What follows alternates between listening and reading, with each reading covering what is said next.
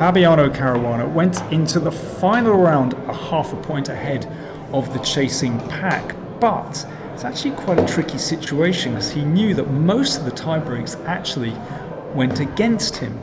So yes, he should play solidly and a draw might be good enough, but he wasn't entirely sure, and maybe if he could keep a little something in the position so that he could play for a win, of course that would suit him. Not so easy when you have the black pieces, and he was facing Alexander Grischuk. So he stuck to his guns and played the Petrov. And Grischuk, well, he just played normally. Wasn't playing for a draw, wasn't going all out for it, just playing chess. Now here, bishop d3, and after d5, knight e5. That's the most popular line. But after knight takes, Grischuk took on e5, and then d5. And this is a reasonable way for white to play, but it doesn't have a fantastic reputation. I mean, I guess Grischuk was just thinking it's a little bit different. And here I think Fabiano made a very good decision. You can play knight c5 here, but he just simplified. Because actually this structure after c5 in some ways is quite favourable for black, because you have a very nice centre here with these two pawns, and white's pawn on e5 really needs the support of the f-pawn, but it's not easy to get that going when the knight stands on f3. So black has pretty good control of the centre here. So c3, and that prevents any pawn advances, of course. But you can see that I think Fabiano would have been very pleased with this position. You can see he has good control of the centre, and actually very easy development here. Now it's possible to castle on the king side, but, well, bishop g4 seems really sensible, because that pin is actually rather annoying for white. And again, I think delaying castling is a good idea. There is sometimes even the option to castle queenside, depending on how white plays here, of course. And this, I think, is an excellent move from Caruana. That queen blockades the e-pawn, and you can see that with the e-pawn stuck on e5, it actually blocks in all of those pieces. And it's very hard to shift the queen. Normally the queen is not the best blockader, but here it's actually no problem at all. And the pin is also very annoying with the bishop on h5. So Grischuk is playing b4 and trying to win control over d4 actually. So for example, if black takes on b4, then of course white has some control here over d4, or possibly after driving the knight away with pawn to b5 and then putting a knight on d4. But of course it's not necessary for black to take on b4 at all. h6, okay, tidy move, making sure there's going to be no tactic on h7, and a useful move anyway. So Grischuk played bishop g3, but for me that's indicative of the fact that he's kind of lacking a plan here. You know, there are no real weaknesses in black's position. b6, very, very solid. And if the pawn advances to b5, then the knight can simply hop into a5 there without any difficulty. But now Grischuk made a pretty major decision. Played knight d4, so that means that they're now heading into an endgame by force, because if that knight is taken, then white simply plays queen takes bishop, and, well, here's the problem, bishop f5. Now the queen doesn't look so smart as a blockader. Okay, black can actually survive this with this move, but of course that looks rather pleasant for white with the two bishops. So after knight d4, in fact, black is obliged to trade queens and go into an endgame. But actually, this endgame is fine for black. Although at first, you might think, well, white has the two bishops. But actually, you can't really do much with those bishops. The bishop on g3 is pretty well blocked by the pawn on e5. Just look at that. Doesn't have very many prospects. Bishop on c2 is admittedly rather a nice piece. Looking down the b1 h7 diagonal. However, it's very hard for white to achieve anything here because there's no pawn break actually. Black is very solid, and black often has the option to advance that d pawn at some late stage. So Caruana just holding firm on the queen side. And now this is very nice. So Grischuk is attempting to bring that bishop back to control this diagonal, which is fair enough. Certainly the bishop wasn't doing much on g3. But now bishop g5, in fact Caruana starts to take over control of the dart squares on the king side. And in fact, having secured the f4 square, the e5 pawn is looking a little bit vulnerable. So let's take a look. Bishop f4. And now you can see that e-pawn is potentially in trouble. Although for a moment, it seems as though Grischuk has made fantastic progress here. I have to admit, during the game, I was thinking, oh, is this so clear? Those bishops look very active. In fact, Caruana had it completely under control here. So you can see that bishop is very annoying for white indeed. It's just embedded itself there, controlling dart squares on the king side, and also, still looking at that e-pawn. So Grischuk has to take great care, and g5, excellent move, securing that bishop and securing control over the dart squares. And in fact, black is more than fine in this position. He actually has ways to make progress. And at first I was thinking black seems a little bit passive here, particularly when Grischuk started to head for the a file. By the way, at this point, we're already reaching time pressure for Grischuk, as usual, running short of time. Caruana also didn't have a huge amount, but certainly more than Grischuk, which is a pleasant position to be in.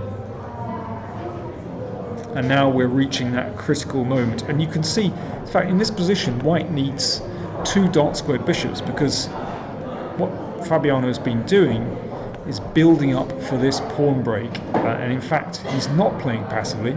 He actually does have an active plan. That bishop b1 preempts d4 to some extent and allows the other rook to come over.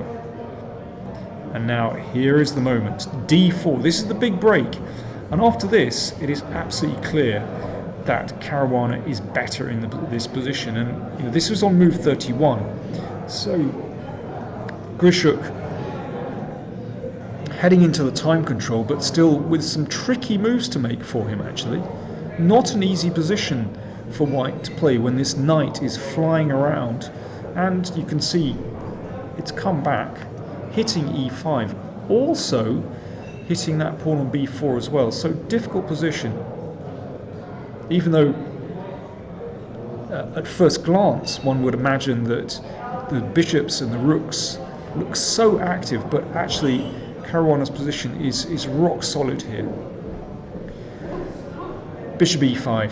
So black is simply better now. I mean, obviously if the bishops are exchanged, then that's an extra pawn and a really nice position, because that c-pawn is supported by protected pass pawn and supported by the rook already.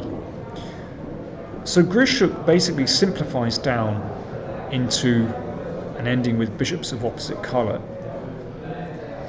Probably he's thinking this is his best hope to save the game.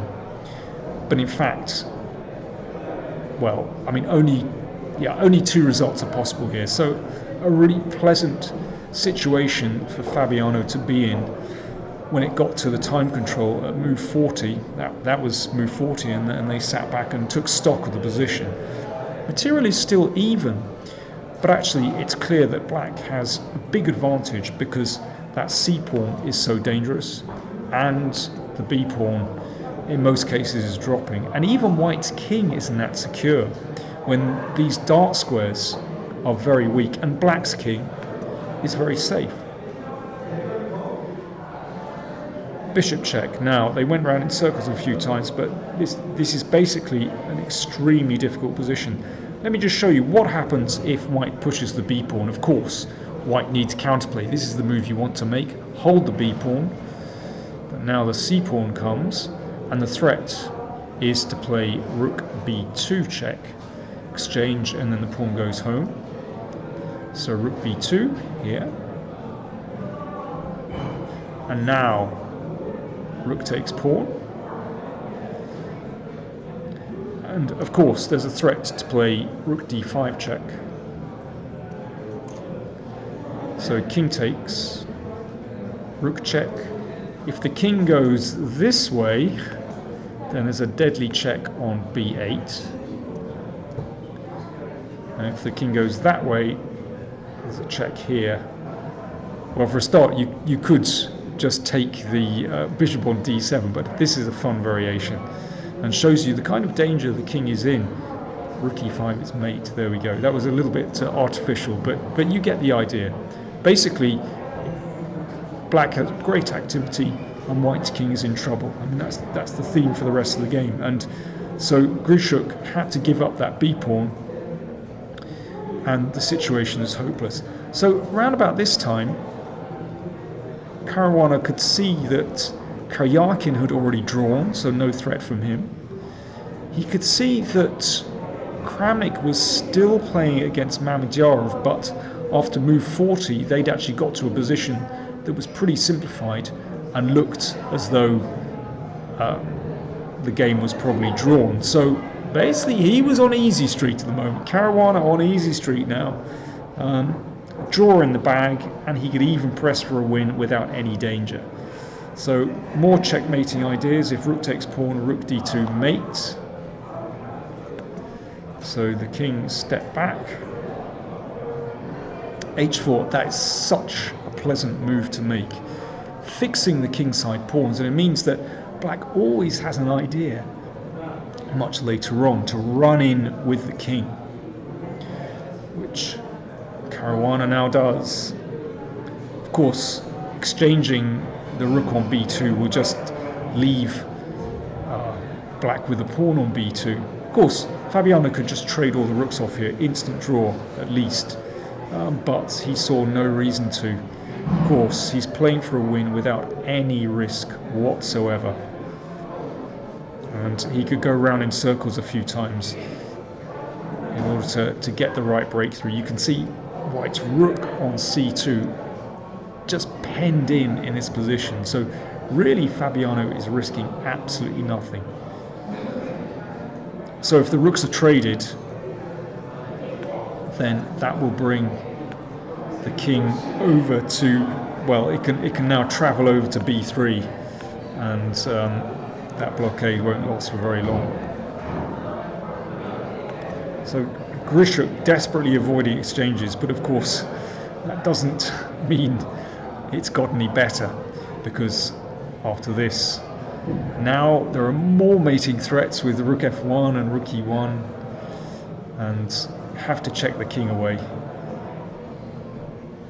So that the bishop comes to d3 and of course prevents rook f1 check. But this position is not a success. Now, having driven the king away, then we go back to here and can entertain the idea of exchanging and just pushing the bishop out of the way. Let's check him away again. And rook c1 forces a trade, of course. So that pawn has managed to get one square closer to queening. So the rook has to go behind, and bishop c3. So holding the pawn. And now we can start attacking the king, and king f4. There we go. That pawn to h4. A few moves ago, really coming good as the black king invades. And these were the final few moves. What a joyful position to play when you know that You don't even need to win, but you can play without any risk, and everything is protected. And in this position, after king g3, Alexander Grischuk resigned, giving Fabiano Caruana victory in the game and victory in the candidates tournament. Well, let's just finish things off. So white can only wait here. Let's say with rook b8. And you can play king takes g2, but even cleaner is to play rook g1, followed by rook takes g2 check, and then you take the h-pawn. It's gone completely. So actually a really convincing last round victory for Fabiano Caruana. And well, if you want to see our round report, which gives you more of the kind of drama of the day, then do check that out.